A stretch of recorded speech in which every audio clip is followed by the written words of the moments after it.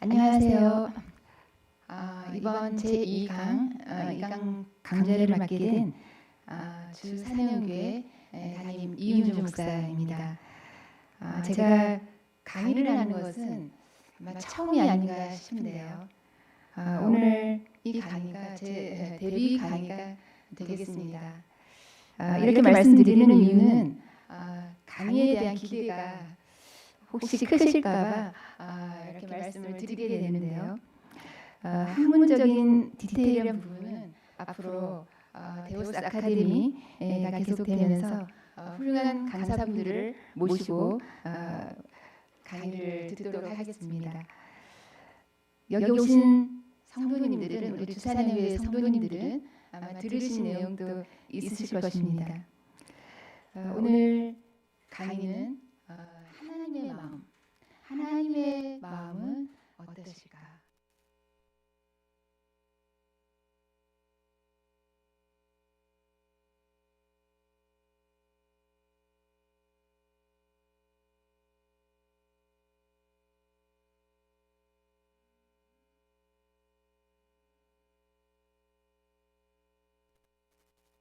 자입니다.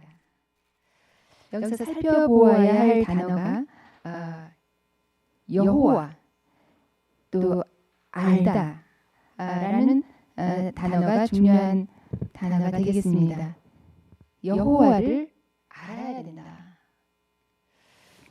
물론 우리가 여호와를 안다, 하나님을 안다라고 하지만 굉장히 표면적인 어떤 겉으로만 보이는 하나님에 대해서 우리가 인식하고 있는 것은 아닌가라는 생각을 해봅니다. 그러면 우리가 하나님을 어떻게 알아야 할 것인가라는 것입니다. 알다는 히브리어로 야다라고 하는데요. 이 야다는 몸과 마음을 써서 알다. 그러니까 우리가 지식적으로 머리로 아는 것이 아니라 머리와 몸을 통해서 체험적으로 아는 알을 말하고 있습니다. 신명기 8장 5절에 너는 사람이 그 아들을 징계함 같이 내 하나님 여호와께서 너를 징계하시는 줄 마음에 생각하고라고 되어 있습니다. 이 마음에 생각하다라는 것도 야다를 사용하고 있습니다. 그러니까 겉으로 아는 것만이 아닌 마음으로 아는 그런 것까지 야다라는 말로 사용하고 있는데요. 또한 창세기 4장 1절 아담과 하와가 이제 아담이 그의 아내 하와와 동침하매 이 동침하다라는 것이 야다라는 단어로 되어 있습니다. 그러니까 동침하다는 것은 굉장히 그 부부 관계에서 있는 그런 자세하고 깊이 있는 그런 어떤 알을 뜻한다고 생각하는데요. 그만큼 이 안다라는 것은 우리가 겉으로 표면적으로 아는 그런 알미 아니라 깊이 마음으로 안다. 그렇게 하나님을 알자. 그래서 더 깊이 알자, 더 힘써 알자.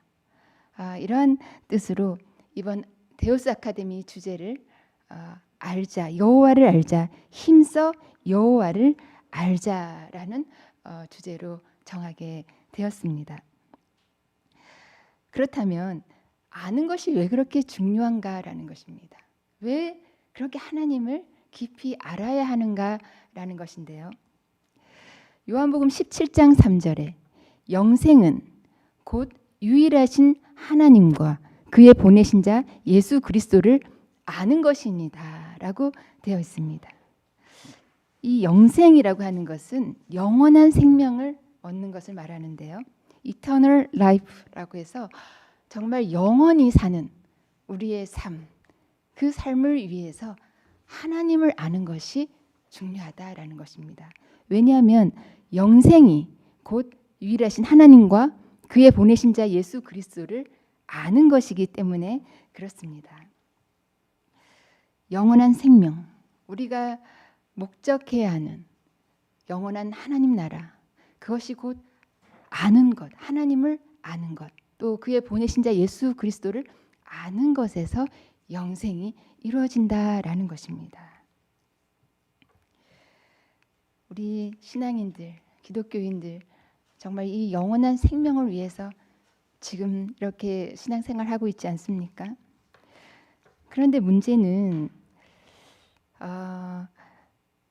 이 영생 또 하나님 나라가 과연 예수를 믿고 구원받는 거기에서 멈출 것인가라는 것입니다. 제가 성경을 볼 때 가장 중요하게 생각하는 키워드가 창조, 구원, 하나님 나라인데요. 우리가 창조와 구원까지는 기독교인이라면 알고 있는 내용이라고 생각합니다. 하나님께서 우리를 창조하셨고 또 그 아담의 불순종으로 인해서 인간이 범죄하여 영원한 사망에 이르게 되었는데 바로 예수 그리스도를 보내주셔서 그의 죽으심으로 우리가 구원을 얻게 되었다는 것. 그것이 정말 중요한 내용입니다. 그런데 문제는 거기에만 머무르면 과연 그 구원이 하나님 나라까지 연결되는 것인가라는 것입니다. 우리가 안다라고 하지만 제대로 알지 못할 때에는 이 영생에 실패할 수도 있다라는 뜻 아니겠습니까? 마태복음 7장 21절에서 23절인데요. 제가 읽어드리겠습니다. 나더러 주여 주여 하는 자마다 다 천국에 들어갈 것이 아니오 다만 하늘에 계신 내 아버지의 뜻대로 행하는 자라야 들어가리라.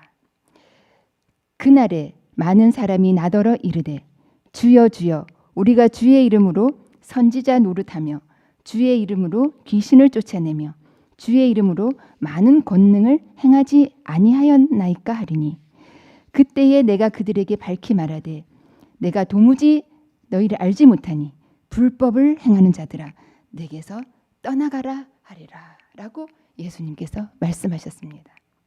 이 말씀을 보더라도 주님의 뜻대로 행한다고 하였지만 그들이 아무리 선지자 노릇하고 주의 이름으로 귀신을 쫓아내고 주의 이름으로 많은 권능을 행하였다라고 했을 때 그들은 영생에 이른다고 확신하지 않았겠습니까?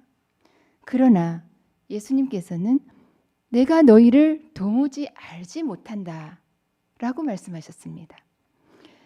우리가 하나님 나라 앞에서 정말 이러한 말씀을 듣는다면 얼마나 충격적이겠습니까? 그래서 오늘 이 주제의 말씀처럼 정말 여호와 하나님을 알되 좀 더 깊이, 좀 더 가까이 알아보자라는 뜻으로 이 데오스 아카데미 강의를 준비하게 되었습니다.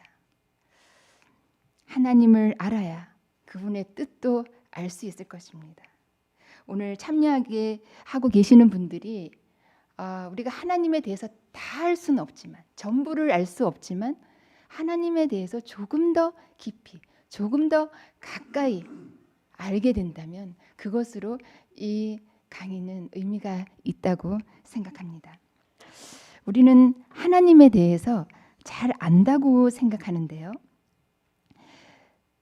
하나님에 대해서 우리가 대부분 생각하시기로는 전능하시고 무소부재하시고 능력이 크시고 또 공의로우시고 자비하신 어떤 이런 하나님에 대해서 많이 안다라고 생각하실 것입니다. 그런데 문제는 우리가 아는 전부가 하나님의 모습이 아니다라는 것입니다. 우리 같은 피조물이 어떻게 하나님에 대해서 다 알 수가 있겠습니까? 그래서 먼저 우리가 하나님을 알기 위해서 우리의 존재를 아는 것이 중요합니다. 우리를 알고 나를 알고 하나님을 알 때 진정한 알미 시작된다고 생각합니다. 하나님을 아는 지혜가 열리는 그 시작이 바로 나의 존재를 알아야 되는데요. 우리는 흙으로 만들어졌습니다. 하나님께서 흙으로 우리를 만드셨다라고 되어 있는데 그 흙의 그 히브리어 원어가 아파르입니다. 아파르. 이 아파르의 뜻이 무엇인가요? 바로 먼지, 티끌이라는 의미입니다. 그러니까 우리의 존재 자체가 단지 티끌, 먼지에 불과하다라는 것입니다. 우리는 어쩌면 우리를 어떤 대단한 존재로 생각하는 분들도 있을 것입니다. 그러나 우리 존재가 무엇을 하였건, 많이 배웠건, 많이 가졌건, 얼마나 명예가 높건 아무 상관이 없습니다. 우리의 존재 자체는 바로 흙이라는 먼지 티끌일 뿐이다라는 것입니다. 그렇다면 하나님은 어떤 분이신가? 하나님은 알파벳으로는 이렇게 쓰고요. 또 히브리어로는 야훼라고 하는데요. 성경에는 여호와라고 되어 있습니다. 그러나 발음으로는 야훼가 좀 더 가까운 발음이 되겠습니다. 이번에 우리가 새로 처음 시작한 아카데미의 명칭이 데우스 아카데미인데요. 헬라어로 하나님, 그 신이라는 의미로 데우스라는 그러한 단어인데요. 데우스라는 단어는 좀 강하기 때문에 데우스 아카데미라고 그렇게 명칭하였습니다.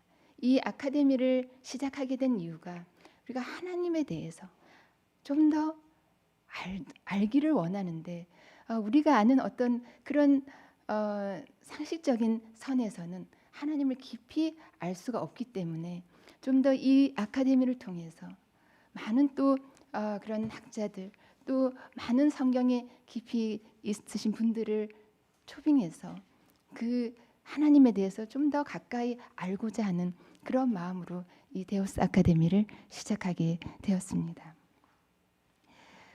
그래서 하나님의 이름에 대해서 말씀을 드렸고요. 그러나 하나님의 이름을 감히 부르지도 못하고 감히 쓰지도 못하는 이름이었습니다. 고대 이스라엘에서는 그래서 아도나이, 뭐 나의 주님이라던가 엘로힘, 어떤 능력의 신, 어떤 이런 의미로 아도나이나 엘로힘이라고 많이 사용을 하였지 야훼라는 이름은 후대의 학자들에 의해서 그 발음이 붙여진 것이지 정확한 발음을 알 수 없다라고 말하고 있습니다. 그만큼 이 야훼 하나님은 정말 우리가 감히 부를 수도 없는 지존하신 정말 위대하신 하나님 이라는 것이 바로 그 고대 이스라엘에 그렇게 내려오는 그러한 개념이었습니다. 그렇다면 하나님께서는 하나님의 이름에 대해서 무엇라고 말씀하고 계실까요? 하나님께서 성경에 출애굽기 3장 14절에 자신에 대해서 친히 나타내신 그런 본문이 있습니다. 스스로 있는 자다. 나는 스스로 있는 자다라고 말씀하셨고요. 또 15절에는 아브라함의 하나님, 이삭의 하나님, 야곱의 하나님이라는 칭호를 말씀해 주셨습니다. 제가 한번 읽어드리겠습니다. 출애굽기 3장 14절 하나님이 모세에게 이르시되 나는 스스로 있는 자이니라. 또 이르시되 너는 이스라엘 자손에게 이같이 이르기를 스스로 있는 자가 나를 너희에게 보내셨다 하라. 하나님이 또 모세에게 이르시되 너는 이스라엘 자손에게 이같이 이르기를 너희의 조상의 하나님 여호와 곧 아브라함의 하나님, 이삭의 하나님, 야곱의 하나님께서 나를 너희에게 보내셨다 하라. 이는 나의 영원한 이름이요 대대로 기억할 나의 칭호니라 라고 말씀하시면서 내가 너희를 애굽의 고난 중에서 인도하여 내어 젖과 꿀이 흐르는 땅 곧 가나안 족속, 헷 족속, 아모리 족속, 브리스 족속, 히위 족속, 여부스 족속의 땅으로 올라가게 하리라 라고 말씀을 하셨습니다. 하나님께서는 왜 스스로 있는 자다라고 말씀을 하셨을까요? 저는 그 창조주 하나님에 대해서 스스로 있는 자, 스스로 계신 분이라는 그 말 이상의 표현이 없다라고 생각합니다. 이 하나님께서 이 스스로 계신 하나님께서 무엇을 약속하셨습니까? 그 이름을 걸고 젖과 꿀이 흐르는 땅으로 올라가게 하겠다, 인도하겠다라는 말씀을 하셨는데요. 바로 이 야훼, 여호와라는 이름은 내가 너희를 그 고난 중에서 건져내어 젖과 꿀이 흐르는 하나님 나라, 이 가나안이 하나님 나라를 상징하고 있는데요. 이 하나님 나라까지 인도하시겠다라는 그 약속이 걸려 있는 그 이름이 바로 야훼, 여호와라는 것입니다. 과연 이것이 가능한 일이겠습니까? 하나님께서 우리를 끝까지 그 가나안까지 인도하시겠다라는 것을 그 이름을 걸고 약속하셨습니다. 정말 불순종함으로, 인간의 그 불순종으로 영원히 우리는 죽은 자 아니었겠습니까? 영원히 사망에 이르는 자를 과연 어떻게 하나님께서 가나안, 하나님 나라까지 인도하시겠느냐라는 것입니다.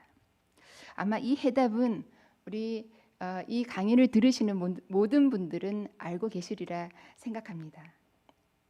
바로 예수 그리스도입니다. 예수 그리스도를 이 땅에 보내셔서 그 아들 예수 그리스도를 죽으심으로 예수의 죽으심으로 우리가 구원을 받게 되었습니다. 그런데 구체적으로 말씀을 드리면 이 예수 그리스도는 바로 예수의 이름, 그 예수의 이름에 하나님께서 무엇을 담아두셨느냐가 중요합니다. 왜냐하면 하나님께서 이 예수의 이름으로 역사를 하시고 계속 하나님의 뜻을 성취하고 계시기 때문에 그렇습니다. 그렇다면 우리가 예수의 이름의 뜻을 알아보아야겠는데요. 본문 마태복음 1장 21절에 보시면 아들을 낳으리니 이름을 예수라 하라. 이는 그가 자기 백성을 그들의 죄에서 구원할 자이심이라 하니라라고 말씀하셨습니다. 자기 백성을, 하나님의 백성을 그들의 죄에서 구원할 자로 예수를 보내셨는데 그 이름을 예수라 하라 하셨습니다. 히브리어로 예슈아가 구원이라는 뜻인데요. 이 예수의 이름, 여러분께 잘 아시는 여호수아, 원래는 그 호세아라는 이름인데요. 그 이름도 야훼께서 우리를 구원하신다.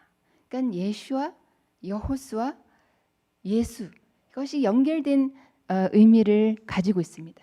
이 이름이 무엇이냐? 하나님께서, 야훼께서 우리를 구원하신다라는 이름을 바로 그 예수의 이름에 담아두셔서 그 아들을 보내셨다라는 것입니다.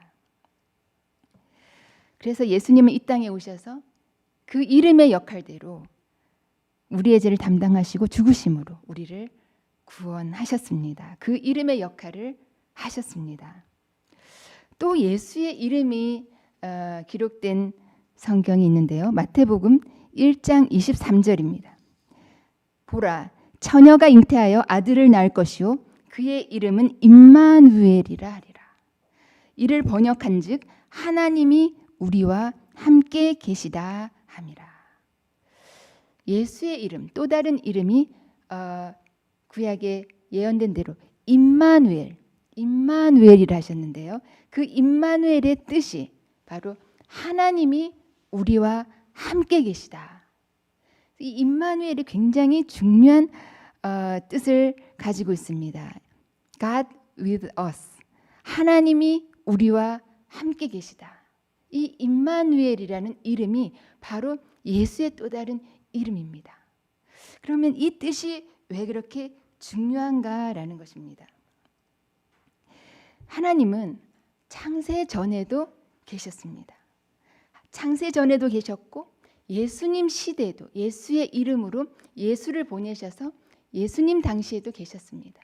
그런데 그 예수의 이름으로 예수님 죽으시고 부활 승천하셔서 다시 보내시는 그 성령이 바로 내 이름으로 보낼 성령, 내 이름으로 보내시겠다라고 말씀하셨습니다. 그러니까 이 임마누엘은 바로 하나님께서 우리와 함께 계시다라는 그 말씀을 영원히 성취할 수 있는 그 이름인 것입니다. 내 이름으로 보내신다라고 하셨으니까 그 예수의 이름이 무엇입니까? 임마누엘, 하나님이 우리와 함께 계신다는 그 이름이 바로 이 성령으로 보내셔서 지금 또 여전히 우리와 함께 계시고 하나님 나라까지 영원히 우리와 함께 계신다라는 것입니다.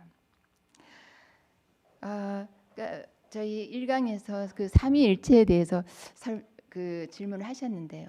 저는 이 이름으로 삼위일체가 설명될 수 있다라고 생각합니다. 하나님과 예수님과 성령님이 하나님의 이름으로 하나가 되는 것입니다.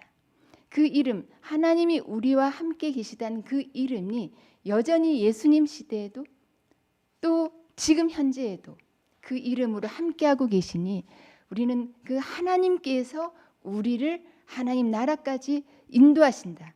그것이 그 약속이 바로 성취된다라는 것입니다. 하나님의 계획이시다라는 것이죠.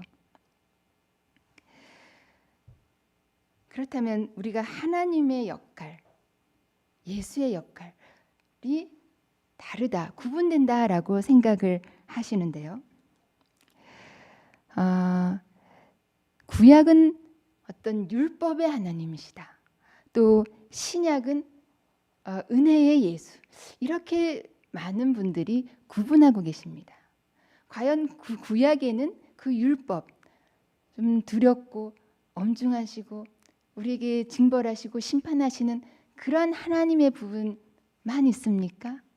또 그 신약에 예수님의 모습, 물론 우리에게 늘 친구 같고 우리의 기도를 들어주시고 또 우리의 문제를 해결해 주시는 사랑 많으신 그 은혜의 그 예수님을 우리가 참 좋아하는데요. 과연 그러면 신약에는 예수님의 그런 어떤 사랑과 은혜의 부분만 있는 것인가? 라는 것입니다. 그렇지가 않습니다.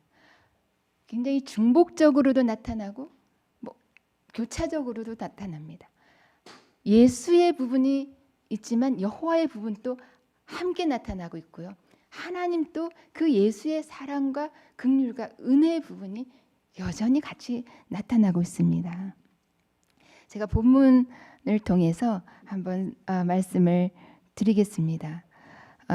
과연 신약에는 은혜만 있는 것인가?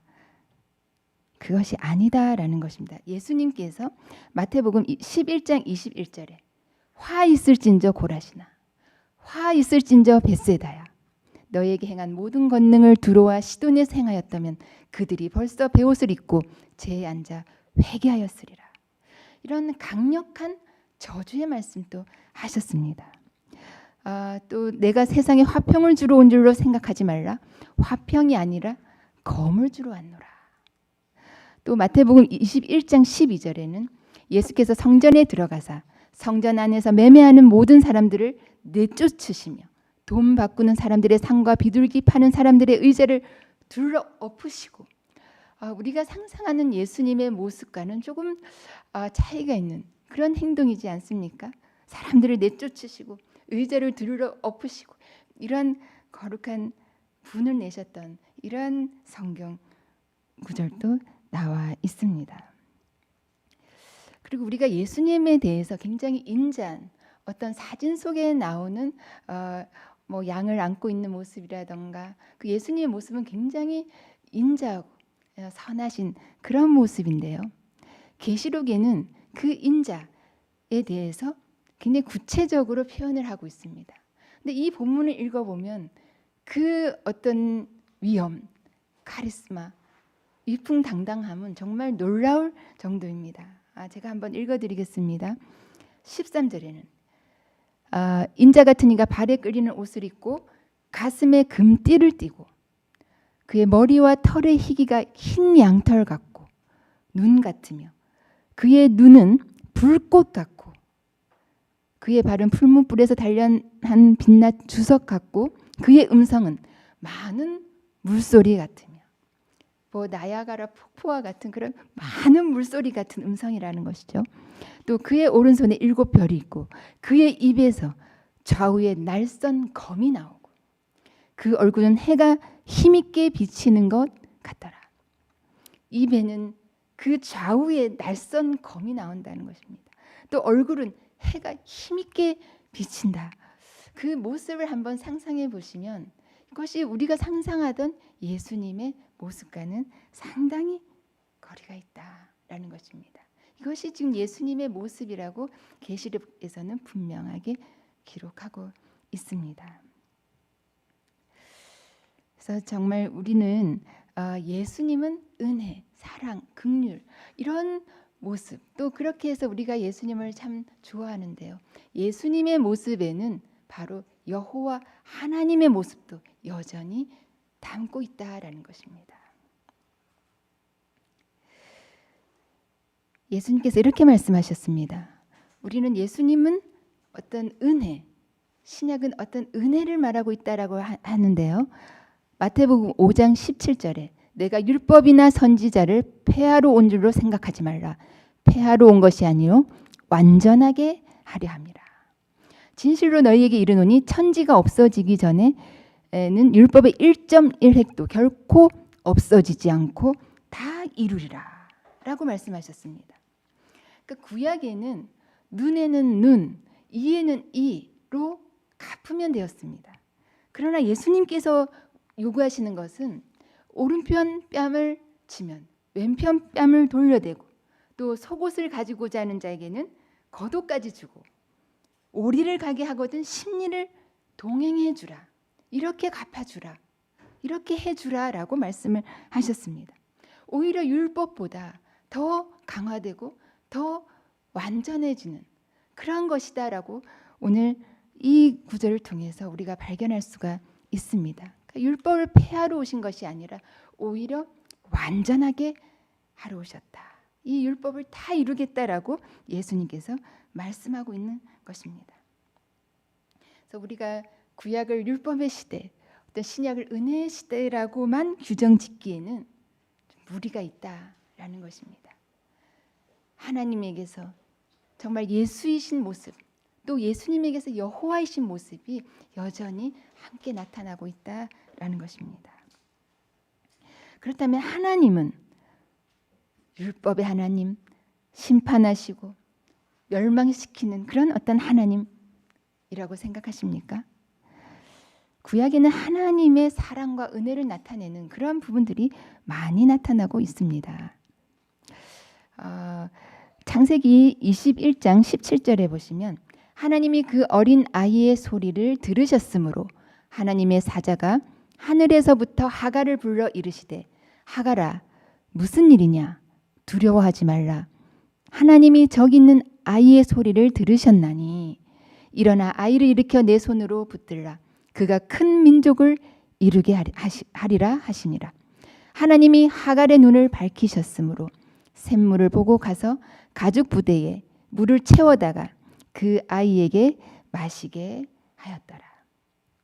그러니까 하갈이라고 하면 뭐 정말 정부인도 아닌 정말 그 첩으로서 또 이방 여인으로서 그 하갈을 하나님께서 그 여주인 사라가 쫓아냈습니다. 그래서 그 아들과 함께 쫓겨났는데 광야에서 정말 물 없는 그 사막에서 부르짖고 울부짖으니 그 소리를 하나님께서 친히 들으셨다라는 것입니다. 하나님께서 그 어린 아이의 소리를 들으셨다라는 것입니다. 그리고 그 하갈의 눈을 친히 밝혀주셔서 물을 보게 하시고 그 물을 마시게 하시고 또 그 아이에게 큰 민족을 이룰 것이다 라고 그런 어떤 복의 말씀까지 하시는 것입니다. 정말 이 하나님의 모습에 대해서 좀 우리가 이 사랑과 긍휼의 그 부분이 지금 나타나고 있는데요. 저는 하나님의 양면성이라는 이런 단어를 썼습니다. 좀 더 적절한 단어를 찾지 못했는데요. 하갈과 이스마엘을 쫓아낸 것도 사실입니다. 왜냐하면 예수 그리스도는 아브라함과 이삭과 야곱의 그 혈통으로 나야 했기 때문에 쫓아내신 것은 사실입니다. 그리고 하나님께서는 구별하시는 하나님이십니다.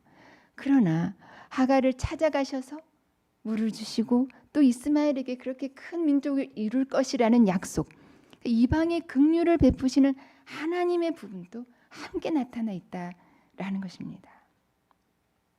이것이 하나님의 마음이지 않겠습니까? 또 하나님의 마음을 잘 나타내는 성경 구절이 있는데요. 요나서 3장 4절입니다.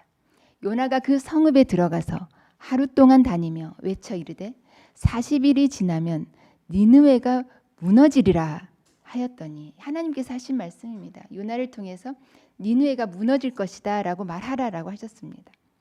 근데 요나서 4장 10절에 보면 여호와께서 이르시되 내가 수고도 아니하였고 재배도 아니하였고 하룻밤에 났다가 하룻밤에 말라버린 이 박넝쿨을 아꼈거든. 하물며 이 큰 성읍 니느웨에는 좌우를 분별하지 못하는 자가 12만여 명이요 가축도 많이 있나니 내가 어찌 아끼지 아니하겠느냐.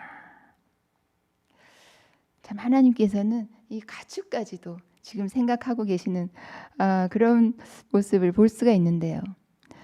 이 이방 그 니느웨를 하나님께서는 보실 때 당연히 멸망해야 한다라고 멸망시켜야 한다라고 생각했습니다.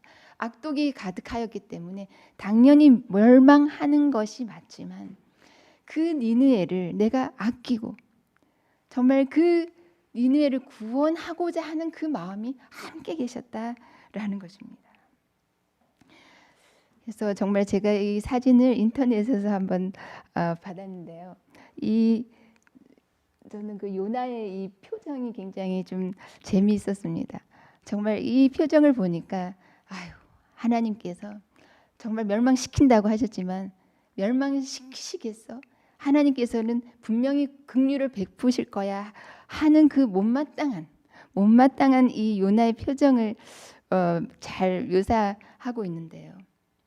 그러니까 이 요나는 이 니느웨 백성들은 민족은 그냥 망해야 된다라고 생각했습니다. 그래서 니느웨로 가지 않고 다시스로 도망간 것 아니겠습니까? 결국 하나님께서 이 요나를 니느웨에 보내셔서 그 백성을 그들이 회개하는 것을 듣고 마음을 돌이키셨던 것을 우리가 볼 수가 있습니다. 여기서도 하나님의 양면성을 볼 수 있는데요. 징벌하시고 심판하시는 그런 멸망하리라라고 말씀하신 부분도 있지만 니느웨를 어찌 아끼지 않겠느냐라는 그런 긍휼을 베푸시는 하나님의 모습이 나타나 있다라는 것입니다. 저는 하나님의 마음에 대해서 가장 잘 표현해주고 있는 이 성경 본문이 탕자의 비유라고 생각합니다.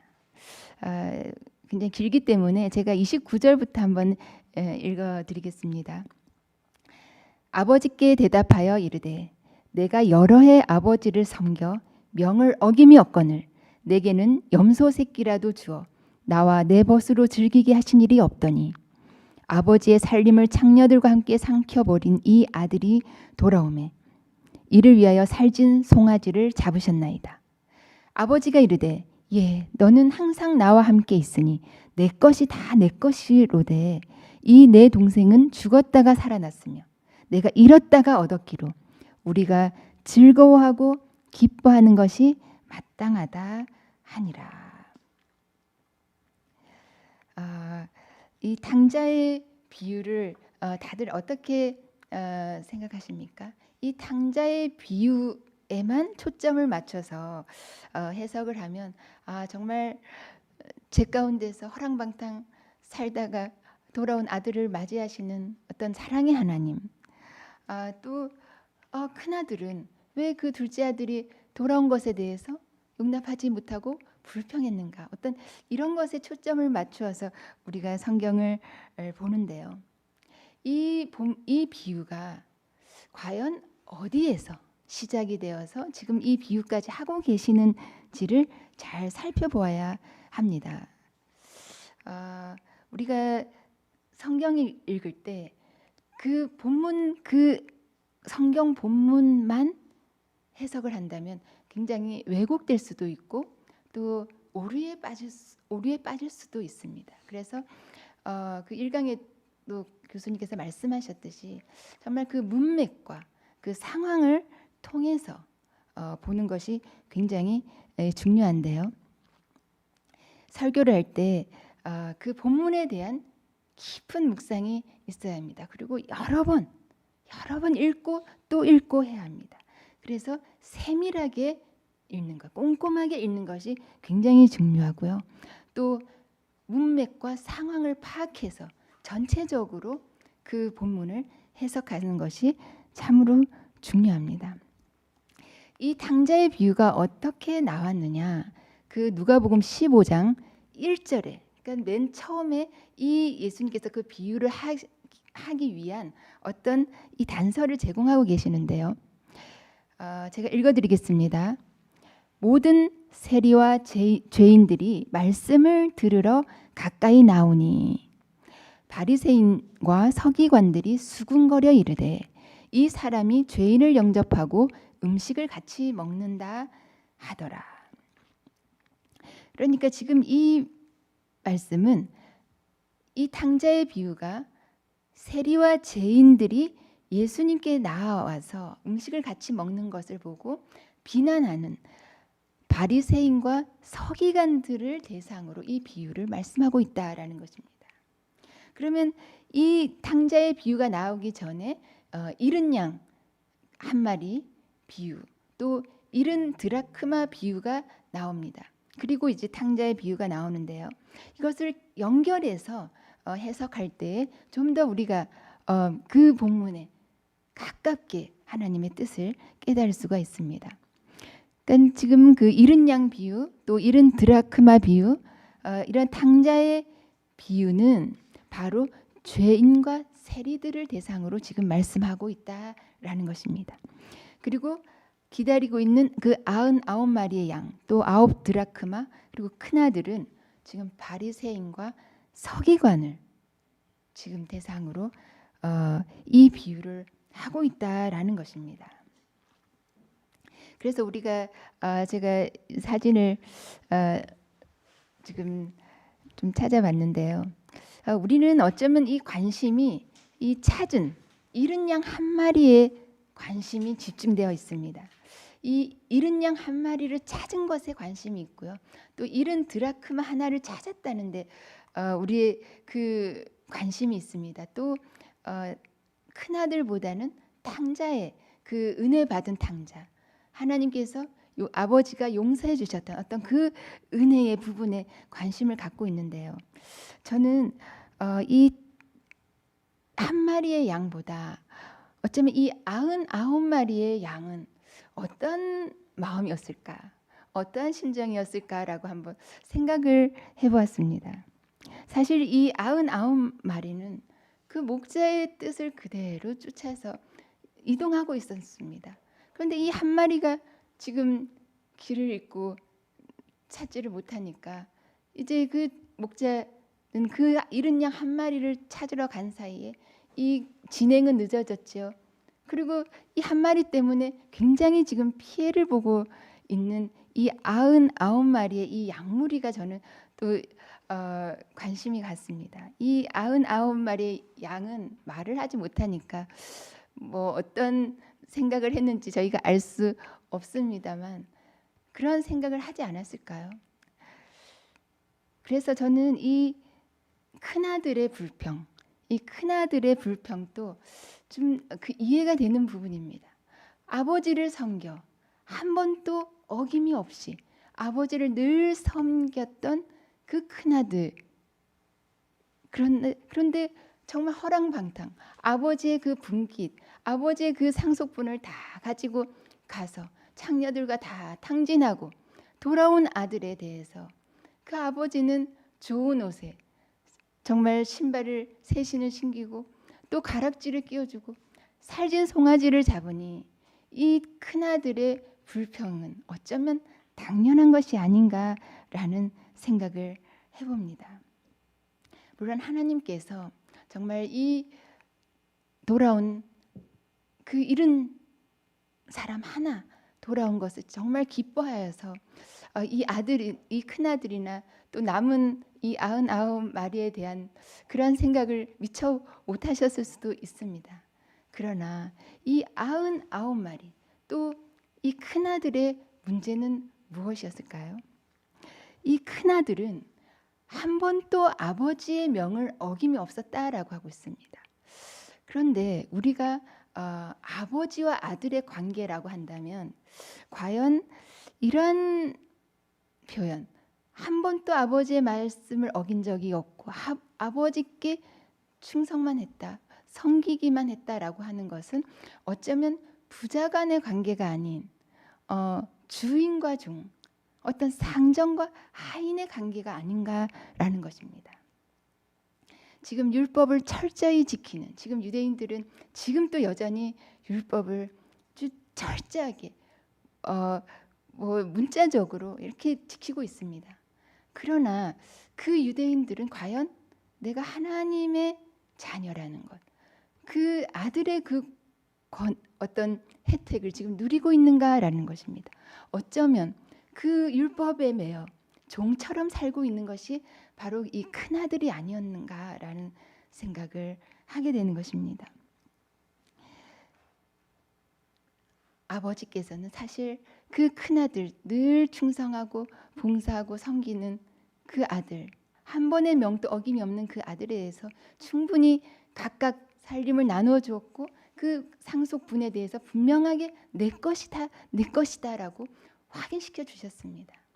그러나 그 아들의 문제는 아버지를 마치 상전처럼 주인처럼 여겼다라는 데 문제가 있고요. 그러면 이 둘째 탕자의 문제는 무엇이었을까요? 물론 아들로서 당당하게 그 권한을 행사하고 있습니다. 정말 그렇게 죄짓고도 그렇게 그 받은 재산 다 탕진하고도 아버지께 돌아오는 그 둘째 아들, 그것이 아들이기 때문에 가능한 것 아니겠습니까?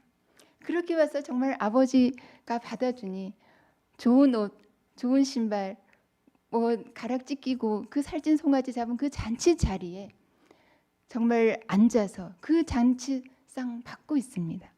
아들이기 때문에 이것이 가능한 것입니다. 그러나 이 아들이 이 탕자가 돌아와서 오히려 형이 왔을 때 먼저 나가서 정말 그동안 형이 이렇게 아버지를 섬겼으니 이제는 내가 아버지를 그렇게 섬기고 아버지의 명을 그렇게 지키겠으니 형은 지금까지 참으로 정말 수고하셨다고 어떤 이런 표현이 있었으면 이 큰아들과 둘째 아들의 관계가 이렇게 어려워졌을까라는 생각을 해봅니다. 그 비유가 계속되고 있지 않아서 우리는 정확하게 알 수는 없으나 어쩌면 그 유대인과 어떤 이방인의 관계를 또 의인이라고 하는 율법을 지키는 자들과 죄인의 어떤 관계, 어떤 이러한 관계를 이 비유를 통해서 지금 설명해주고 있다라는 것입니다. 우리가 정말 하나님의 그 전적인 은혜, 예수 그리스도의 그 죽으심을 인해서 큰 구원의 은혜를 입었지만 그것으로 마치 당당하게 마치 자녀로서 당당히 받을 권리다라고 하고 있어서는 그 자세가 그래서는 되겠습니까?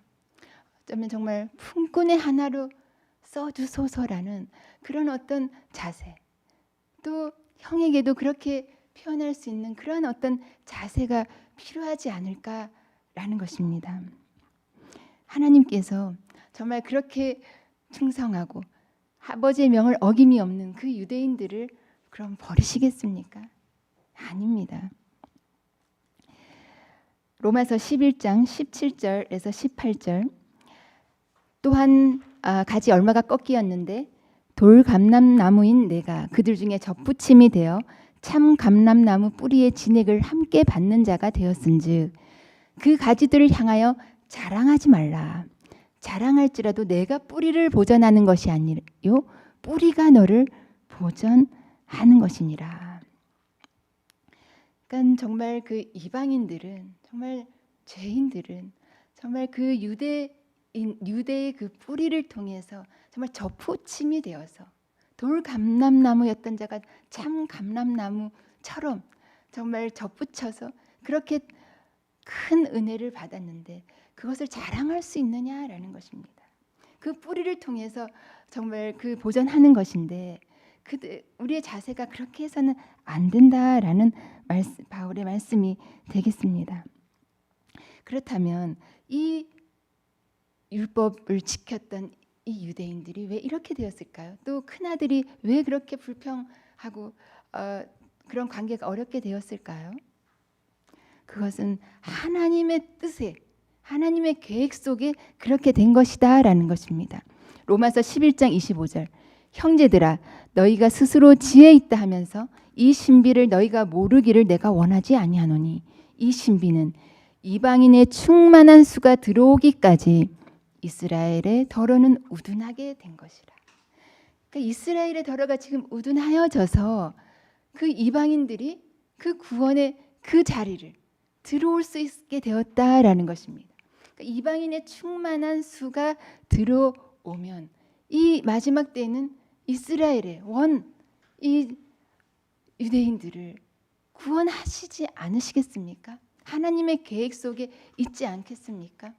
그래서 우리가 이스라엘을 땅끝이다라는 그런 표현까지 하는데요. 하나님께서 마지막 때에 정말 그들을 구원하시려는 하나님의 계획이 있다라고 생각합니다.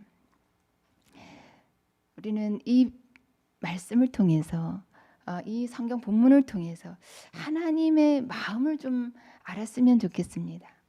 둘째 아들이 돌아온 것, 정말 죽었다가 죄로 죽었다가 이렇게 돌아온 것, 살려낸 것 너무나 기뻐서 이렇게 기뻐 잔치 자리를 마련하고 있는데 함께 하지 않는 그 큰아들에 대한 안타까움이 얼마나 크시겠습니까? 또 그 둘째 아들은 정말 이렇게 큰 은혜를 입었으면 형에게 가서도 용서를 구하고 그동안 못다한 그 아버지의 명을 지키고 또 섬기겠노라라고 해야 했을 텐데 어쩌면 너무나 당당하게 그 은혜만 누리고 있는 그러한 모습이 바로 이방인들의 모습, 기독교인의 모습이 아닌가라는 생각을 해봅니다. 하나님께서는 정말 유대와 이방이 정말 화목하기를, 화평하기를 원하실 것입니다. 우리 부모님들은 자녀들을 키워보시면 정말 그 형제가 누구 하나 참 잘나고 참 이런 것도 너무나 자랑스럽지만 그 큰 잘난 아들이 또 좀 부족한 그 동생을 좀 도와주고 서로 이렇게 화목하고 이렇게 화평하게 지낸다라고 하면 그 부모님의 마음이 얼마나 기쁘실까라는 것입니다. 근데 우리 이러한 것들이 과연 가능하겠습니까? 참 지금도 여전히 이렇게 마치 다른 형제처럼 외면하고 있는 이런 관계가 과연 회복이 되겠습니까? 그것이 가능하다라고 에베소서 2장 15절에 말씀하고 있습니다. 이는 이 둘로 유대와 이방이 자기 안에서 예수 그리스도 안에서 한 세 사람을 지어 화평하게 하시고 또 16절에 십자가로 이 둘을 한 몸으로 하나님과 화목하게 하려 하심이라.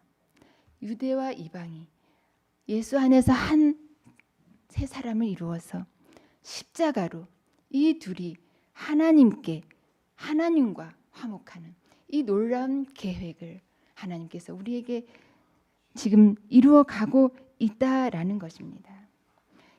참 쉽지 않은 것 같습니다. 그러나 하나님의 계획 속에 분명히 이루어질 것이라 믿습니다. 오늘 제가 이 강의의 주제가 여호와를 알자, 힘써 여호와를 알자인데요. 제가 호세아서 6장 3절에서 이 주제를 발췌하였습니다. 제가 이 본문을 읽고 강의를 마치려고 하는데요. 오라, 우리가 여호와께로 돌아가자.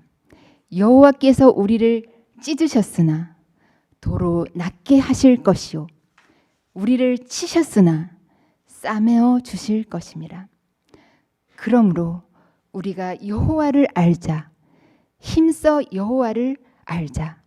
그의 나타나심은 새벽빛같이 어김없나니 비와 같이 땅을 적시는 늦은 비와 같이 우리에게 임하시리라 하니라. 이상으로 제 2강 강좌를 마치려고 합니다. 사실 이 오후 시간에 참으로 졸릴 시간인데요. 조금 일찍 마쳐드리는 것이 좋겠다라고 생각을 했습니다. 참으로 이 주제를 통해서 정말 여호와를 조금 더 깊이 아는 기회가 되었기를 바라고요. 이 주제를 통해서 말씀드리고 싶은 것은 하나님께서는 여호와시기도 하지만 예수의 부분도 있다라는 것입니다. 하나님은 공의의 부분도 있지만 긍휼의 부분도 있다. 사랑의 부분도 함께 있다라는 것입니다. 그래서 우리가 하나님과 그의 보내신 자 예수 그리스도를 더 깊이 알아서 마침내 영생에 이르시는 우리 모두가 되기를 간절히 바랍니다. 또한 아버지 하나님의 마음은 우리가 서로가 서로를 용납하고 사랑함으로 화평하기를 원하십니다. 우리 참으로 은혜 입은 자이지 않습니까? 우리의 자세는 참으로 정말 품꾼의 하나로 써주소서.